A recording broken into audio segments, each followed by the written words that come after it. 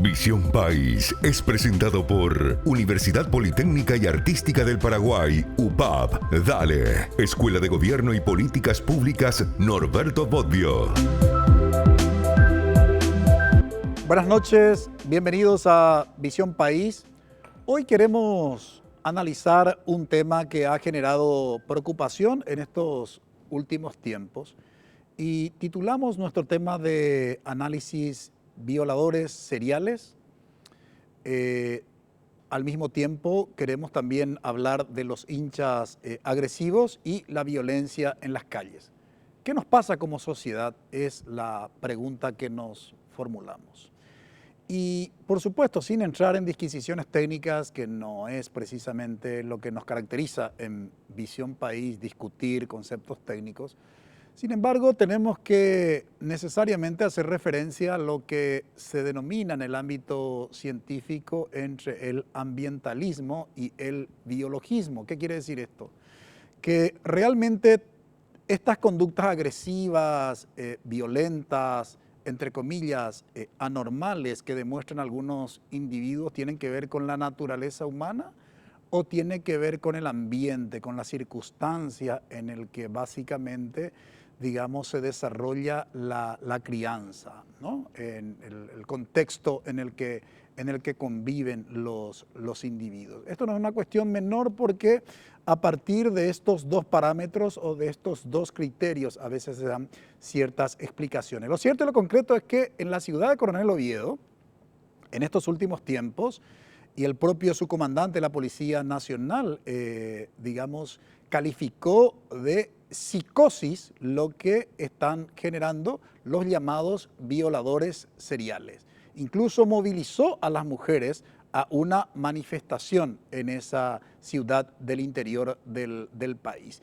Y estamos hablando de un grupo de individuos. De todos modos, la investigación policial se está desarrollando para poder dar con esos individuos. ¿Cómo entender esa conducta? Por otro lado, ¿cómo entender a los hinchas que, digamos, demuestran violencia, agresividad entre los mismos partidarios del mismo club? Es decir, hinchas de un club, sea Cerro Porteño, Olimpia o Luqueño, se pelean entre sí en la misma cancha, antes de ingresar a la cancha, después de terminar los partidos. Y no solamente es una agresividad o una violencia entre ellos, sino también atacan a ciudadanos o atacan a vecinos circundantes al estadio donde se desarrolla el espectáculo futbolístico. Y ni qué hablar de la violencia en las calles en estos últimos tiempos. Algunas cuestiones que están vinculadas con la delincuencia, con actos ilícitos, y otros simplemente porque se prendió, no sé, la luz verde, se está guardando la luz verde del semáforo y la persona que está detrás toca la bocina, el que está adelante se baja y se toman a trompadas. O sea, parece que, digamos, si cabe la expresión, esa tolerancia que antes caracterizaba a la convivencia de la sociedad, a la colectividad, en estos últimos tiempos es muy estrecha, ¿no? En ese contexto, por eso nos preguntamos qué nos pasa como sociedad.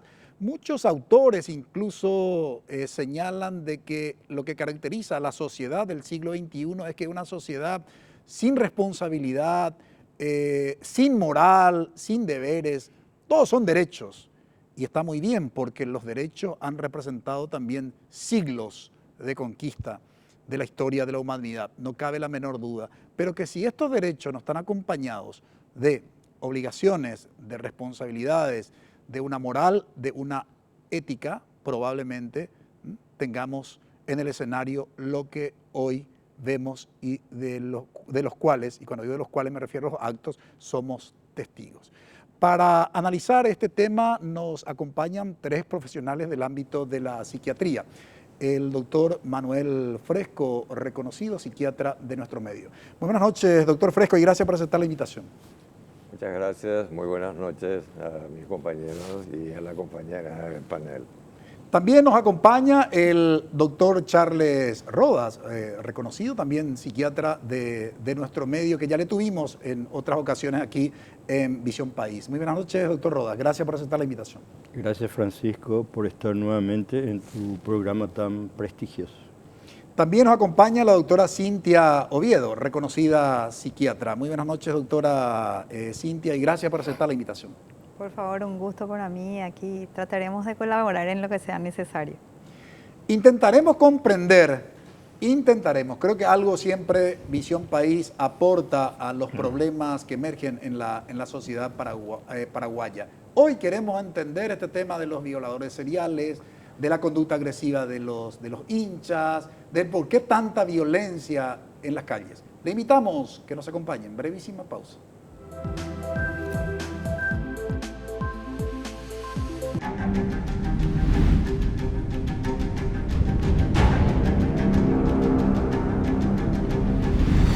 ¿Vas a dejar que te quede grande?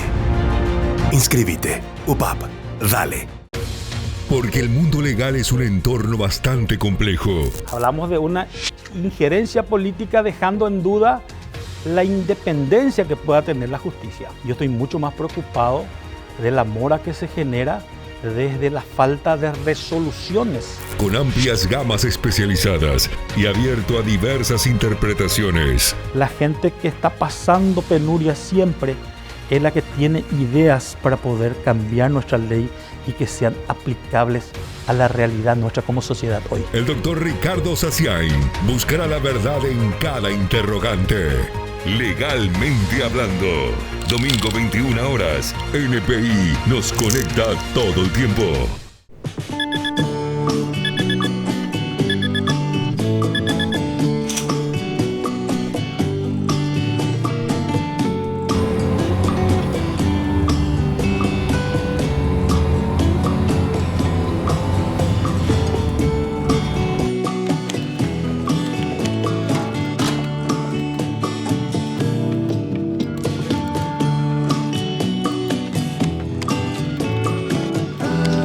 ¿Vas a dejar que te quede grande? Volvé a tu carrera. Convocatoria 2024. UPAP. Dale. Porque la información se mantiene en constante desarrollo. NPI ahora. Y mucha atención porque algo que generalmente reclaman los usuarios del transporte público es que la inseguridad continúa a bordo de los buses. Carolina Arévalo, Patricia Vargas, Juan Carlos Vareiro y Carlos Gómez te mantienen al tanto minuto a minuto. 53 vehículos demorados a nivel país, de los cuales 20 por alcotés positivo. También se registraron diferentes siniestros viales, 7 también a nivel país. NPI ahora, lunes a viernes, 9:30 horas. NPI nos conecta todo el tiempo.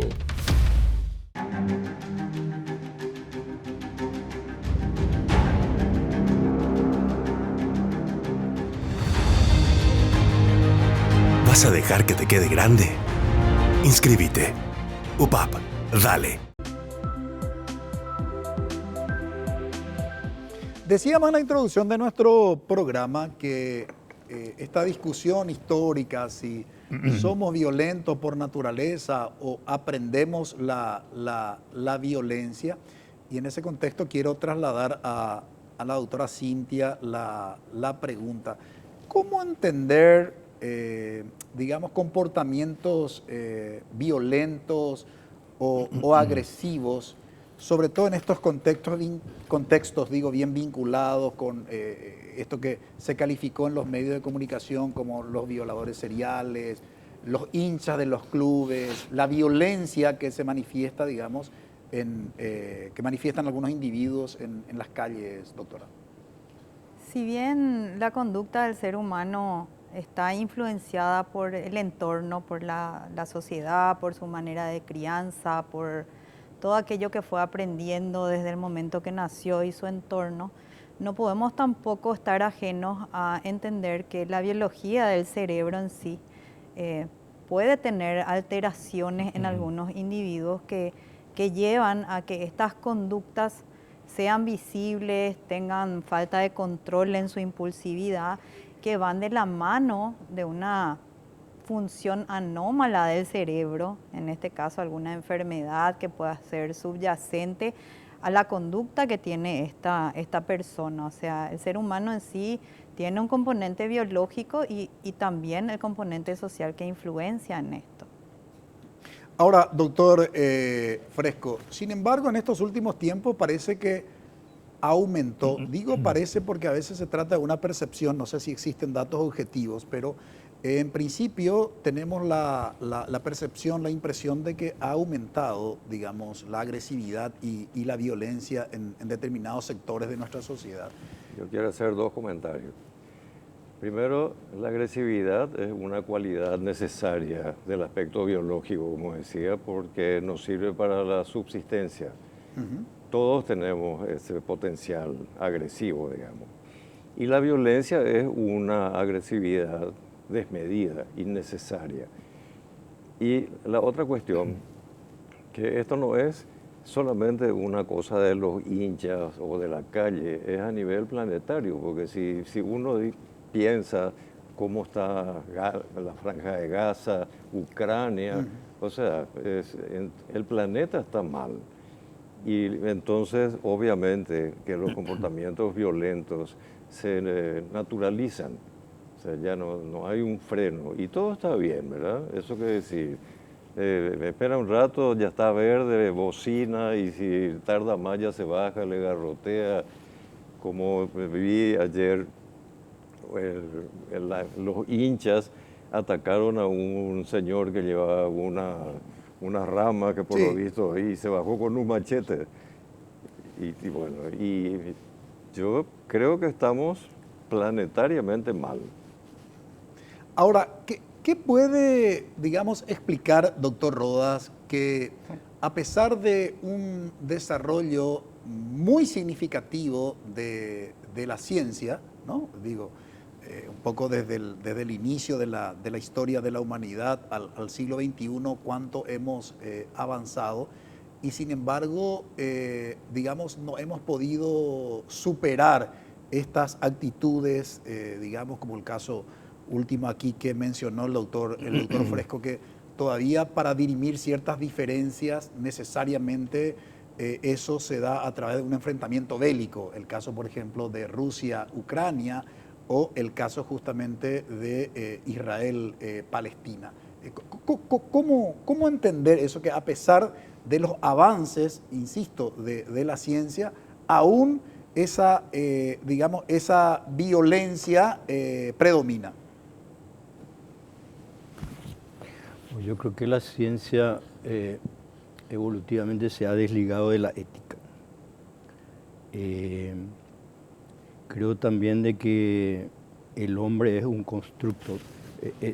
Las dos ideas polares, digamos. Hobbes, el filósofo Hobbes, que decía que el hombre es el lobo del hombre, ¿verdad? Rousseau, el otro polo. El hombre es bueno en esencia y se corrompe en un determinado medio social. Freud, quizás en la posición del medio. El hombre es una articulación entre la natura y la cultura, ¿verdad? Como decía la autora, hay un componente biológico, instintual, hay una estructura moral, bajo la forma del superyo, la conciencia moral, etcétera, etcétera, etcétera. Entonces es un constructo. Entonces los dos componentes o las dos visiones tienen su grado de verdad, ¿verdad? Porque cuando la sociedad, y yo creo que el avance de la modernidad, la ruptura del pensamiento religioso que trae el avance de la modernidad, el encumbramiento del pensamiento racional, y después en la posmodernidad la muerte de todas las creencias, porque eso es lo que es la posmodernidad, la muerte de todas las creencias, de todos los ideales y de todos los textos que nos guiaban. Entonces, obviamente que el descreimiento de la gente y la incertidumbre y la falta de rumbo es tan grande. Entonces, lo que se produce, según mi visión, es un proceso de desestructuración de la persona. Cuando los controles que vienen de afuera y que se interiorizan, desaparecen, ¿qué es lo que queda? El instinto. Y el instinto quiere satisfacerse ahora y rápido. Esto que está señalando el doctor Rodas me recuerda a aquella expresión de Dostoyevsky: si Dios no existiera, todo está permitido, en el sentido de que hoy la religión dejó de cumplir, digamos, en gran medida, ¿no? Dejó de cumplir esa regulación moral, ¿sí? Esa incidencia que tenía sobre los individuos. Sin lugar a duda que sigue cumpliendo, pero ya no lo hace de la misma manera que lo hacía en otros tiempos. Y aquí la discusión respecto al tema de los valores, porque ¿cómo entender, doctora Cintia, que un estudiante adolescente, ¿sí?, se levante de su silla en plena aula y le asesine a su profesora, ¿no? El caso que tuvimos justamente el año pasado, ¿no?, en una escuela del interior del país. A nosotros nos cuesta bastante entender esto, probablemente porque no tenemos la formación que ustedes tienen del ámbito de la psiquiatría. Pero ¿cómo tendríamos que, interpretar aquello que fue, para mí, representó en términos simbólicos un gran grito al sistema educativo, ¿no? Como para decir, bueno, a ver si se despiertan, ¿verdad? Porque probablemente, obviamente, la experiencia fue trágica y puede darse o la misma experiencia o otra, menos trágica, pero igualmente preocupante. En concreto, ¿cómo entender una actitud de un alumno que en principio, cuando se le preguntó a sus compañeros acerca de su conducta, en principio, entre comillas, su conducta era normal? Él se relacionaba de manera normal con sus compañeros hasta que aconteció lo de asesinato, no cabe otra expresión, ¿verdad? ¿Cómo entender? Así como habló el doctor Rodas, esa desestructuración que hoy estamos viviendo lleva de la mano muchas aristas. Una de ellas principal para mí hoy en día, que veo mucho, es la falta de límites. Entonces, ¿qué sucede? El niño, al nacer, es como una esponja, absorbe todo lo que ocurre en su entorno y lo normaliza, como dijo el doctor Fresco. Entonces, si yo tengo un niño que desde que empieza a caminar está en contacto con situaciones como juegos, que hoy en día los niños y los jóvenes juegan, donde te premian por matar, hay conductas violentas que ellos están aprendiendo y que hace 30 años atrás jugaban con cochecitos. Entonces ahí es donde la ciencia y este avance termina, como dijo el doctor, la persona absorbiendo esa información y normalizándola. O sea, para mí es un escándalo. Para un niño tal vez él lo ve como una persona más que muere y que tal vez le va a dar un premio en algún momento. Entonces, ¿qué es lo que pasa con la sociedad? Que hoy en día esa falta de límites, de poder decirle a ese niño, no está bien, no lo hagas, es lo que está fallando. Y el problema mayor es que el padre de ese niño es una persona que ya creció en un ambiente así. A lo mejor la abuela se quiere meter y decirle, no juegues eso porque es malo, y le termina ofendiendo al padre.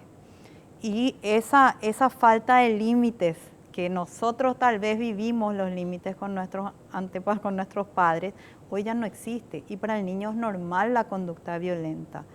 Y reaccionar de esa manera puede ser sencillamente un paso más del clic de la computadora. En el contexto justamente de la normalización a la que hiciste referencia, doctor Fresco, hoy el tema de la discusión el tema de los valores, ¿no? O sea, hoy plantear dentro del sistema educativo la enseñanza o la formación en valores es como estar desfasado, ¿no? O sea, como que, hoy tenemos que hacer planteamientos que tienen que ver con las competencias en el ámbito de la matemática, con la competencia en el ámbito de las ciencias, con la competencia en el ámbito de la comunicación, ¿verdad? Y sin embargo nos encontramos con situaciones que yo le llamo límites, como la de este alumno, ¿verdad? Con su profesora que mencioné, surge la necesidad precisamente de esa formación en valores. ¿Cómo administrar esto que, por un lado, se normaliza, ¿verdad? Actitudes violentas que se normaliza a través de determinados juegos, frente a valores que son necesarios para la convivencia de la sociedad, la convivencia humana. Ni hablemos de los videojuegos, ¿verdad? Ni hablemos de eso. Pero, ¿cómo respondió el sistema educativo a ese hecho puntual? ¿Qué se hizo? No se hizo lo que estás planteando. Plantearon la mochila transparente, el detector de metales, cachear a todos los niños y adolescentes cuando entran. O sea, entraron en la misma lógica de la violencia. Por eso digo, cuando nosotros estamos en una sociedad, que la sociedad es violenta, entonces tiene diferentes manifestaciones en diferentes ámbitos nada más. Y las respuestas también son violentas. Entonces yo realmente no tengo la más mínima idea de cómo descentrarnos, cómo salir de ese lugar, porque ya estamos en un remolino, entonces es el tipo sálvese quien pueda. Hay que poner la cabeza en el freezer, pensar lo que se va a hacer, generar medios alternativos, no responder con la misma cuestión, porque al final, así como está el tema de la violencia, ahora vamos a estar más tranquilos porque hay 600 linces más que andan dando vueltas en motos y entonces son tipos que andan con una metralleta y entonces eso le da tranquilidad a la gente y eso se supone que es un indicador de salud mental también, que es el que yo me hallo, como dice nuestra gente, me siento bien, puedo salir a la calle tranquilamente porque hay gente armada que pasa cada rato por frente a mi casa. Entonces, claro que algo está mal. Lo que tenemos que ver es qué respuesta le estamos dando. En ese contexto, justamente los teóricos de la educación no admiten el concepto de la violencia escolar. Dicen, la violencia es social, se manifiesta en un contexto, que es la escuela, ¿no? Pero en términos de categoría sociológica, no hay ninguna diferencia entre violencia escolar y violencia social, ¿verdad? Porque lo que se hace con el concepto de violencia escolar es estigmatizar a los escolares. Y lo que hacen los escolares simplemente es llevar su experiencia social en un contexto, que es, digamos, en ese caso es la escuela, pero llevan también entre los amigos, llevan al estadio. Entonces, prefieren utilizar el concepto de violencia social. En ese contexto, doctor Rodas, y usted tuvo experiencia, digamos, en trabajar incluso en algunas instituciones educativas públicas. ¿Cuál fue su experiencia concretamente en el abordaje del tema de la violencia, digamos, manifestada en el contexto de las escuelas? Sí, para mí la experiencia de trabajo en las escuelas públicas fue una experiencia extraordinaria de aprendizaje. Claro, la idea era básicamente ahí no funcionar como psicólogo o psiquiatra a donde van los niños malos, ¿verdad? Los que se portan mal, ¿verdad? Sino tratar de actuar preventivamente cuando había un conflicto dentro del aula o en la zona del recreo, trabajar colectivamente con el grupo que se enfrentaba, o los integrantes que tenían zona de conflicto, incluso con los padres de los integrantes. Y lo que digo nosotros, porque éramos varios en el equipo, yo solamente coordinaba, nos llamaba mucho la atención, es la omnipresencia del miedo. Nosotros ya estábamos a 30 y no sé cuántos años de la ruptura de la caída de la dictadura, y se palpaba, se sentía en todos los estratos de la estructura educativa la presencia del miedo y la dificultad tremenda de anunciar algo respecto a las personas que tenían un comportamiento violento, delictivo, amoral, lo que sea, ¿verdad? O sea, esas personas no eran muchos, pero eran muy organizadas y manejaban muy bien la situación. En cambio, la gente afectada era mucha y no se animaba a acercarse una a otra. Es como si la omnipresencia de lo que nos pasó en la época de la dictadura, no te metas, no digas nada, callate, seguía absolutamente presente. A mí eso me llamaba muchísimo la atención. Y lo que nosotros tratábamos de trabajar en esa época era un código compartido entre alumnos, profesores y autoridades. Y quienes más se oponían al código eran los profesores y las autoridades. Y quienes más estaban a favor del código eran los alumnos. Quiero volver sobre ese tema en una próxima intervención suya, doctor Rodas. Tengo que ir a una brevísima pausa, no sin antes justificar por qué la pregunta ¿qué nos pasa como sociedad? En otros tiempos la escuela era un espacio, un lugar seguro. Los padres iban a la hora del inicio de las actividades en la institución educativa, dejaban a sus hijos, iban tranquilos a realizar sus tareas. Luego volvían, digamos, en el horario de salida, sin preocupación alguna. Hoy, después de violaciones en el predio de las instituciones educativas, porque se llegó a comprobar violaciones sexuales, ¿sí? Violencia física a tal punto de quedar los alumnos en un estado de inconsciencia, la escuela terminó siendo también un espacio totalmente inseguro, ¿no? Y ni hablemos del tema precisamente de las drogas, que no solamente se da en el contexto o en los alrededores de las instituciones educativas, sino dentro del mismo predio de las instituciones educativas. ¿Qué pasa que no tomamos nota de todo eso? De eso hablamos a la vuelta de la pausa.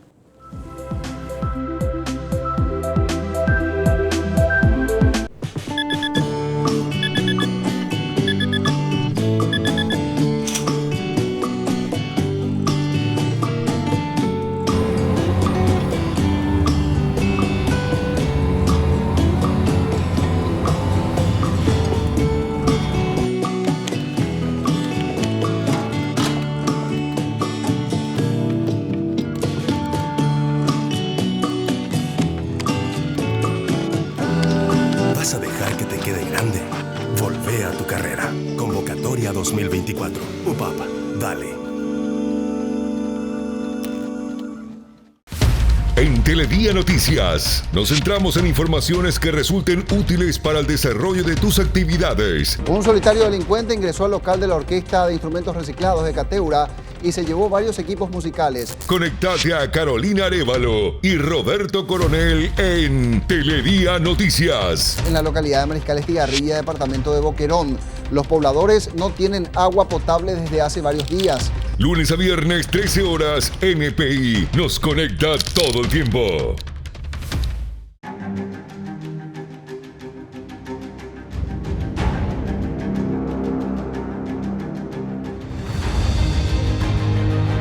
¿Vas a dejar que te quede grande? Inscríbete. UPAP, dale. La pregunta, ¿qué nos pasa como sociedad? Decíamos en el bloque anterior que precisamente la escuela, que en otros tiempos se ha caracterizado por ser un lugar seguro, en estos últimos tiempos los acontecimientos que se han generado en el predio de las instituciones educativas los convirtió, digamos, en un espacio más de inseguridad, digamos, de la sociedad. Habíamos mencionado violación sexual, ¿verdad? Habíamos mencionado violencia física y que permea todos los estamentos sociales, porque la primera denuncia de violación sexual fue en una institución educativa de clase media alta y luego fue en una institución educativa pública de condición socioeconómico media baja, ¿sí? Y bueno, no se ha tomado nota de todo eso y no estamos hablando de casos aislados porque uno puede decir, a ver, estás hablando de 1 o 2 casos de 9.000 instituciones educativas a nivel país. Esto es lo que conocimos y lo que se hizo público. pero lo que solemos escuchar en los pasillos, evidentemente, tampoco no estoy maximizando ni estoy queriendo plantear la situación de manera escandalosa. Simplemente lo que quiero señalar es que las autoridades, los tomadores de decisiones, no toman nota, valga el énfasis, respecto de este tipo de situaciones. Dicho esto, doctora Cintia, ¿cómo se plantea estas conductas? Primero, para entender, que nos resulta siempre muy difícil entender entre lo normal y lo anormal. Y segundo, que en un momento dado, cuando se planteó, y mencionó ya el doctor Fresco, porque esto hay que contextualizar, en el marco de la salud mental, ¿verdad? Yo creo que la salud mental en Paraguay, en el propio Congreso Nacional hay un diputado que cada vez que, tiene que hacer declaraciones a la prensa, demuestra actitudes muy violentas hacia los colegas que cubren, el Congreso Nacional y concretamente la Cámara de Diputados. Entonces uno dice, a ver, hay algo aquí que efectivamente, no estaría dentro del concepto de lo normal, ¿no? Ese tipo de actitudes. Entonces uno dice, ¿qué falla acá? ¿Falla la familia? ¿Falla el sistema educativo? ¿Fallamos como sociedad? ¿Por dónde habría que abordar el tema? Perdón el nivel de complejidad de la pregunta, ¿no? No, tampoco le estoy pidiendo una receta, claro, pero por lo menos, ¿por dónde habría que comenzar a abordar esta problemática? Es una respuesta bastante compleja, porque primero entender que lo anormal y lo normal es algo que hay que debatir, ¿verdad? Porque quién es el que plantea esto es normal y esto es anormal es una cuestión interesante. Ahora, abordar desde todas las áreas, para mí la principal es la educación, porque desde la formación y el aprendizaje, que es lo que estuve hablando también, es donde esa persona que está creciendo y que el día de mañana va a ser el que va a tener la potestad de decidir, va a poder conocer y entender la situación. Entonces, uno de los primeros lugares en donde hay que trabajar es en la educación. En época de pandemia, nosotros trabajamos a través del Ministerio de Educación con un grupo, con una fundación para hacer clases online a los docentes donde hablamos de temas de salud mental, buscando que el docente pueda entender que estas enfermedades son tal vez las causantes de las conductas de sus niños y poder tener a tiempo una intervención en ese tipo de situaciones. Hoy en día yo trabajo en el área forense de la Fiscalía General del Estado, y en donde, no te digo una vez al mes, pero por lo menos trimestralmente tenemos casos de violencia, de abuso sexual en niños, que el docente fue el que captó y el docente comunicó. Y eso es un logro y un valor, porque así como dijo el doctor, ese sentimiento de cállate nomás, no digas, es como que se rompe en este aspecto que nosotros vemos en el área de la Fiscalía. Hay muchos docentes que captan y denuncian este tipo de situaciones. Pero la solución final, desde mi perspectiva, empieza con la educación, con la formación tanto de este niño como de los padres, como de los docentes y de todos quienes en el entorno van a intervenir. Usted se refirió, ya no recuerdo quién de los tres se refirió al concepto de la salud mental, que no es una cuestión menor, doctor Fresco, los tres. Particularmente, lo que a usted le caracterizó y con lo que le identifican a nivel de opinión pública en el ámbito de las adicciones, ¿verdad? Por sus años de trabajo. Y que en estos últimos tiempos, aunque no tenemos datos objetivos, pero la percepción es que esto ha aumentado. Hoy se tiene una política pública, ahora llamado Plan Sumar.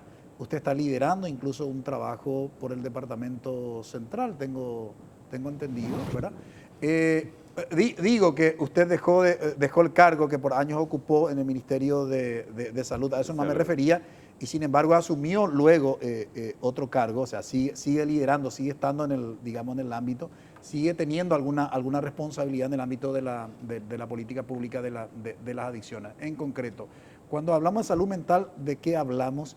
Y en lo que hace al tema, ¿por qué el tema de las adicciones es uno de los grandes desafíos de la salud mental en Paraguay? Bueno, yo decía, el tema de la salud mental es cuando uno se siente bien, se siente seguro, se halla, puede desarrollarse, etc. Y yo diferencio lo que es la violencia patológica, digamos, por una patología que uno tiene, a lo que es la violencia grupal, porque no podemos decir que el integrante de una barra sea un enfermo necesariamente. Entonces hay como esta naturalidad que se le da a los comportamientos violentos, que como decía, se naturaliza, se normaliza, es así como una travesura, después la gente se va, comenta, chupa. Y el tema de drogas también es un problema que trasciende al que consume. Porque en un país como el nuestro, en donde circula 2, 3, 10 toneladas de cocaína para la venta, genera también una disponibilidad de la droga que hace que aumente la cantidad de gente que prueba. Entonces, a mí es como un combo, ¿verdad? Porque si nosotros solamente nos ocupamos de la recuperación de las personas que enferman consumiendo drogas, y no vemos el resto, siempre va a ser insuficiente.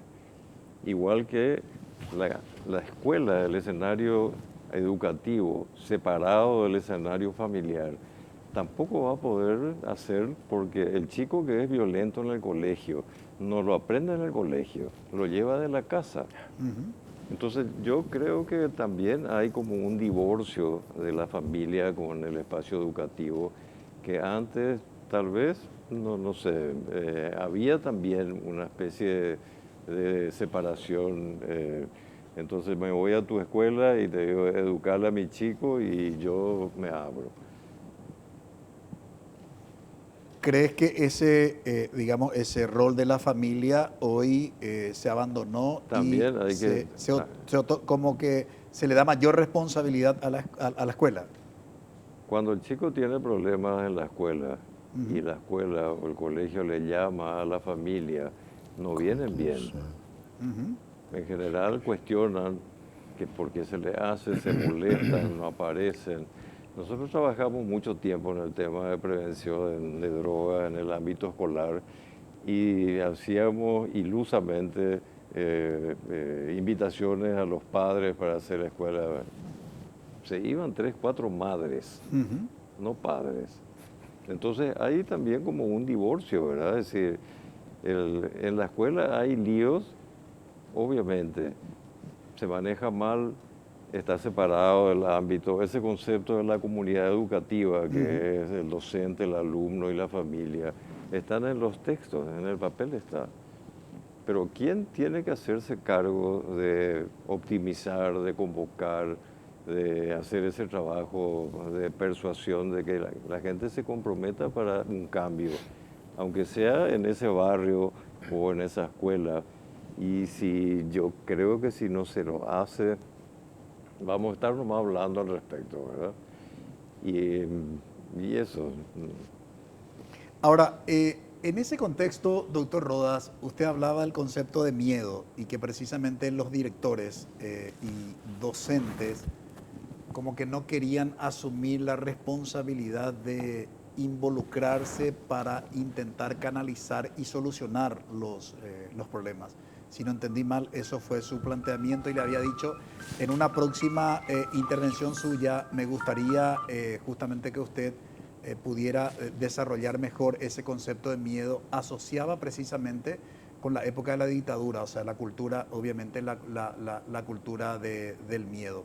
En este contexto que señala el doctor Fresco, esta disociación, ¿verdad?, de, digamos, familia-escuela. Y cuando digo disociación familia-escuela, estoy tomando como referencia la cuestión de la contención emocional. En otros tiempos la escuela recibía a los chicos en gran medida ya con esa contención emocional. Entonces su responsabilidad era, la responsabilidad de la escuela, era generar la experiencia de aprendizaje, ¿sí? Hoy la escuela primero tiene que garantizar la contención emocional que no tiene en su familia. Entonces hay como una, no solamente de contención emocional, sino cualquier cosa que surge en la sociedad se le asigna como responsabilidad, obviamente, a la escuela, ¿verdad? Entonces la escuela tiene múltiples funciones que no solamente son pedagógicas o propiamente, digamos, propiamente pedagógicas. Dicho esto, uno siempre se pregunta, no busco recetarios, ¿verdad? Pero digo, ¿cómo abordar? ¿Desde dónde abordar? Porque es una realidad, digamos, el tema de la violencia, el tema de la agresividad, el tema de las adicciones. Es una realidad. Y no veo que estemos dando una respuesta, sobre todo adecuada, ¿verdad? Porque las respuestas que se dan, obviamente, por lo menos que se intentó dar en estos últimos tiempos, ¿verdad? No fue la respuesta, a mi modo de ver, más racional. Por eso experiencia como la que usted tuvo en una institución educativa, yo creo que puede contribuir mucho. Considerando su experiencia, digamos, ¿por dónde cree que habría que abordar este dilema? Voy a intentar responder algo hacia el final y quiero hacer como una pequeña introducción. Yo creo que todos los espacios institucionales de la sociedad están siendo vaciados. O sea, las estructuras, desde la familia hasta el Estado, están siendo vaciados en su capacidad de contención o de dedicación a lo que se tienen que dedicar. Y entonces lo que pasan a ser, en lugar de estructuras que contienen, pasan a ser estructuras de depósito, en donde se deposita la persona, pero no hay una estructura que le permite su capacidad de evolucionar o de desarrollarse, porque están vaciadas. Y si tomamos la familia, nomás como decir, la familia ha perdido su capacidad de centralizar el cariño, el cuidado, porque no hay tiempo. Porque la estructura de la sociedad está hecha sobre la base de la producción, no sobre la base del hombre. Entonces, al ser vaciadas, no va a haber una capacidad de sostén, no va a haber una normatividad, hay conflicto. Y entonces, ¿qué es lo que hace la familia? Deposita, lo que dice Manuel es categórico, y va y deposita en la escuela, y le exige al maestro que le eduque, lo que antes nuestros padres ya nos hacían a nosotros en la casa y bueno, nosotros más o menos ahí íbamos, ¿verdad? Efectivamente eso pasa. Aparte hay un choque institucional entre el individuo maestro y la institución educativa, porque la institución educativa tampoco no quiere que se sepa que hay escándalos dentro de la escuela.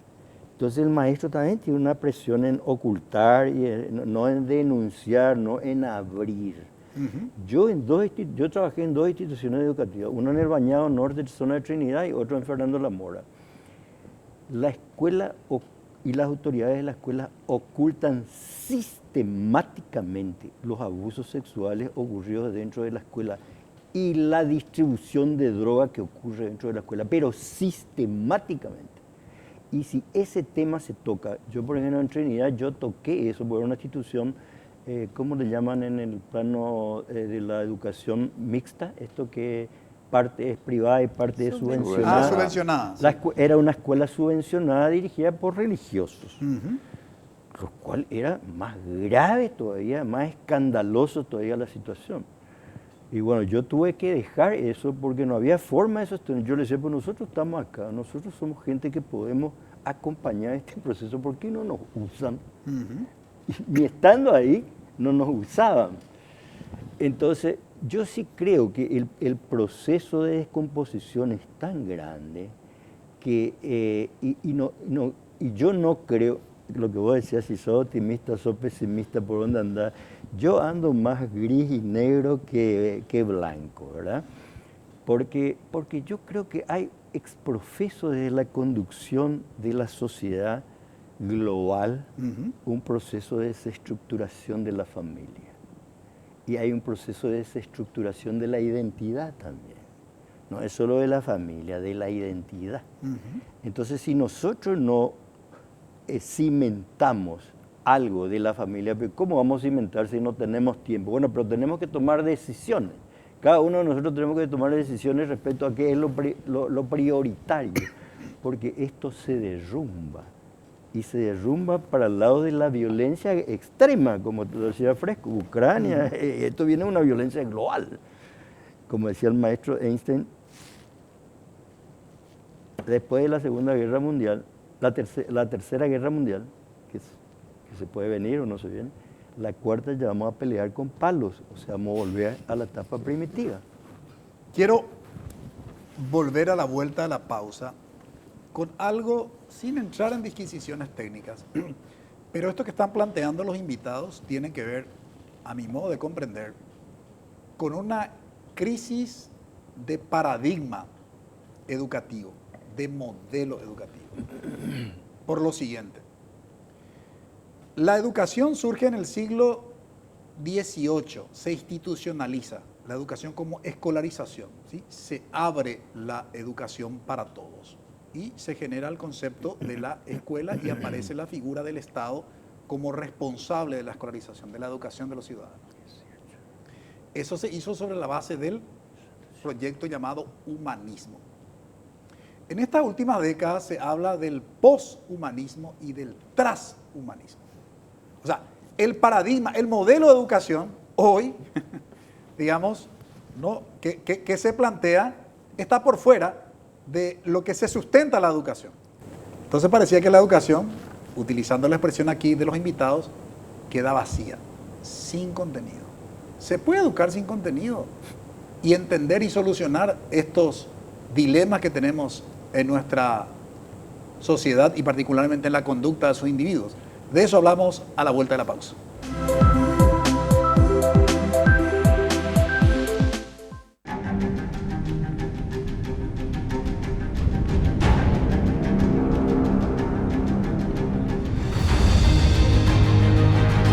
¿Vas a dejar que te quede grande? Inscríbete. UPAP, dale. Para mantenerte al tanto de los sucesos más resaltantes del día. El 63% de los ocupados están en la franja de los informales. Fito Cabral, Gabriela Sosa y Dante Melgarejo te presentan La Jornada. El enjambre amarillo, los taxistas se movilizaron frente a la Catedral Metropolitana y exigieron mayor seguridad. La Jornada, lunes a viernes 20 y 30 horas, NPI nos conecta todo el tiempo.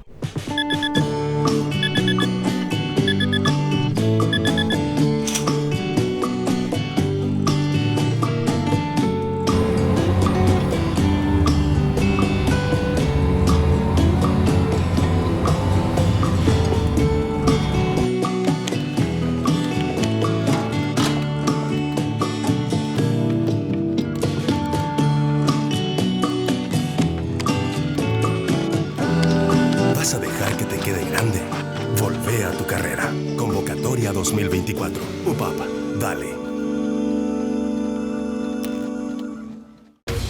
Porque el mundo legal es un entorno bastante complejo. Hablamos de una injerencia política dejando en duda la independencia que pueda tener la justicia. Yo estoy mucho más preocupado de la mora que se genera desde la falta de resoluciones. Con amplias gamas especializadas y abierto a diversas interpretaciones. La gente que está pasando penuria siempre es la que tiene ideas para poder cambiar nuestra ley y que sean aplicables a la realidad nuestra como sociedad hoy. El doctor Ricardo Saciain buscará la verdad en cada interrogante.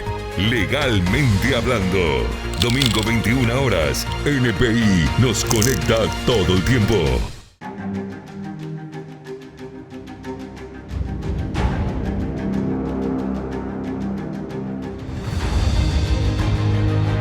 ¿Vas a dejar que te quede grande? Inscríbete. UPAP, dale. Como acostumbramos en Visión País, al mismo tiempo que analizamos, problematizamos, ponemos en perspectiva, intentamos también buscar una solución. En ese contexto, decíamos, todas las conductas que describimos y explicamos durante el desarrollo de nuestro programa se enmarca dentro de la salud mental. ¿Quién debe ocuparse de la salud mental, doctora? Si tuviéramos que hablar de grados de responsabilidad. Ok, yo tengo que ocuparme de mi salud mental. O sea, cada individuo debe ocuparse, así como uno se ocupa de su salud física y cuando está con unos kilos de más, o cuando el colesterol y el triglicérido está alto, acude al médico, pide ayuda, busca alternativas, si es que le interesa cuidar de su salud física. La salud mental también es parte del ser humano, es ese pensamiento, esa conducta en donde yo también debo ocuparme de eso. Y cuando yo muchas veces estoy dándome cuenta de que estoy teniendo algunas conductas que antes no eran así, es un signo de alarma. Te doy un ejemplo. Yo me siento a cenar con mi esposo y no puedo escuchar que él hace ruido con el cubierto. Y sin embargo estoy casada con él hace 15 años y antes escuchaba tranquilamente. ¿Qué significa? Que yo estoy irritable. La irritabilidad puede ser un signo o una alarma, un síntoma de una enfermedad llamada depresión. Entonces, si yo no acudo al médico y no investigo por qué no duermo bien, por qué es que estoy teniendo estas conductas de poca tolerancia hacia mis hijos o estoy reaccionando impulsivamente si antes yo no tenía esa conducta, ahí yo me estoy ocupando de mi salud mental como cuando lo hago con mi salud física. ¿Quiénes son los que me van a guiar en esto? El psicólogo y el psiquiatra. El psicólogo tal vez en un primer momento pueda detectar estas situaciones que me están volviendo vulnerable y el psiquiatra es quien va a terminar de ayudarme para estabilizar aquella biología inestable, por ejemplo, en el caso de una depresión. Siempre digo esto y voy terminando con esto. Esa pastillita que tomás para dormir puede ser un salvavidas, pero hay que buscar un profesor de natación para poder sacar en algún momento esa pastillita. La causa del por qué estoy necesitando esa pastillita para dormir. ¿Qué responsabilidad tienen los psiquiatras, doctor Fresco? ¿Cómo diagnosticarías la salud mental de la sociedad paraguaya? Mira, hay dos tipos de trastornos básicamente, ¿verdad?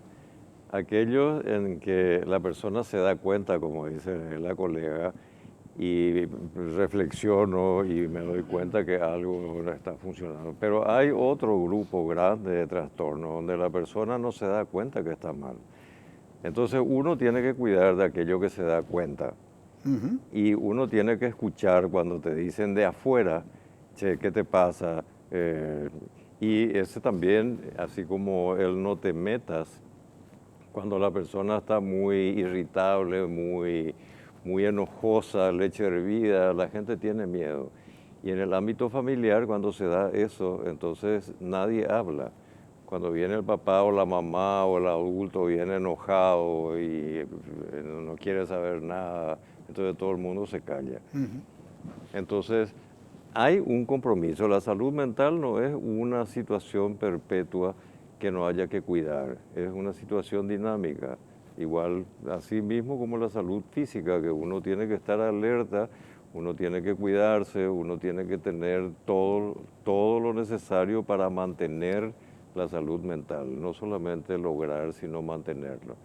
Y ese es un compromiso que muchas veces es desgastante, porque uno tiene que pelear no solamente con los demonios internos personales, sino también del grupo en el que está, del grupo laboral, del grupo de amigos. Y como decía al principio, este tema de la violencia, y eso es una cuestión que en este momento yo creo que es el planeta que está mal, así como la cuestión climática también.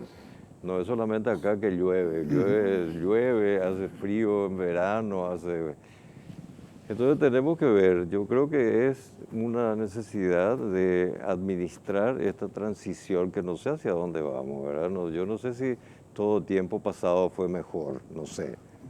Cuidado con esa expresión, doctor Fresco, sobre todo en el ámbito político. Doctor Rodas, ¿la familia cumple algún rol, digamos, en el contexto de la salud mental? ¿O puede cumplir algún rol? Mira, yo te voy a decir lo que yo entiendo por salud mental.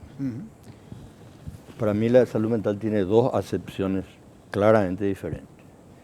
Una es una estrategia de política de salud, una forma en enfocar la política de salud que tiende a disminuir los conflictos sociales.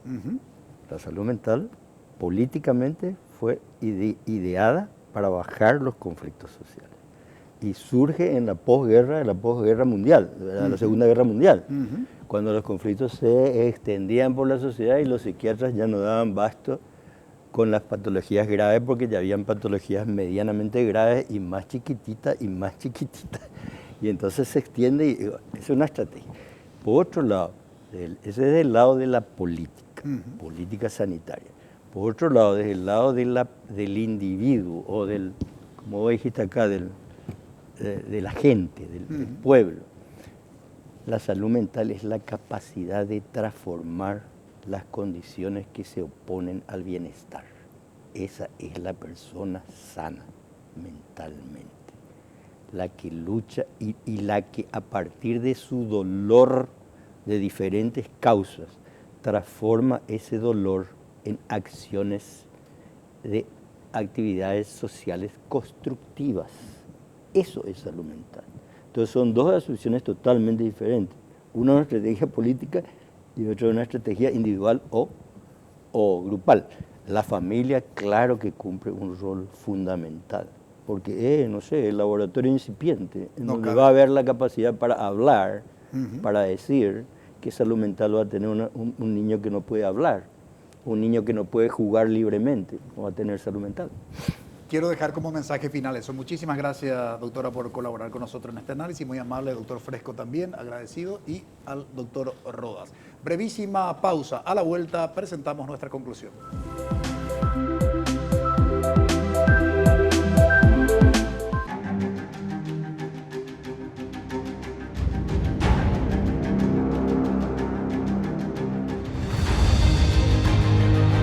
¿Vas a dejar que te quede grande? Inscríbete.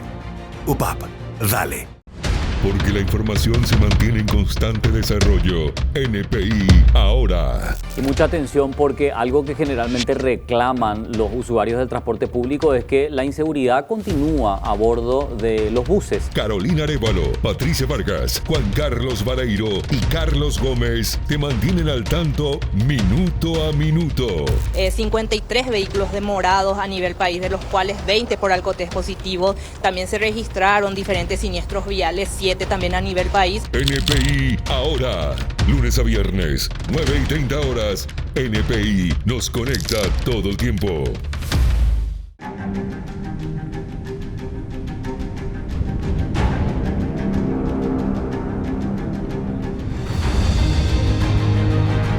¿Vas a dejar que te quede grande? Inscríbete. UPAP, dale. ¿Qué nos pasa como sociedad? La pregunta que nos formulamos al observar la conducta en los distintos espacios de la sociedad paraguaya. Pregunta que no resulta fácil responder, pero que sí hay una instancia en donde se moldea precisamente la conducta, en donde se forma a los individuos, y es justamente la educación a través de la escuela. Por eso nos parece oportuno recordar lo que decía el gran pensador del siglo XX, Teodor Adorno.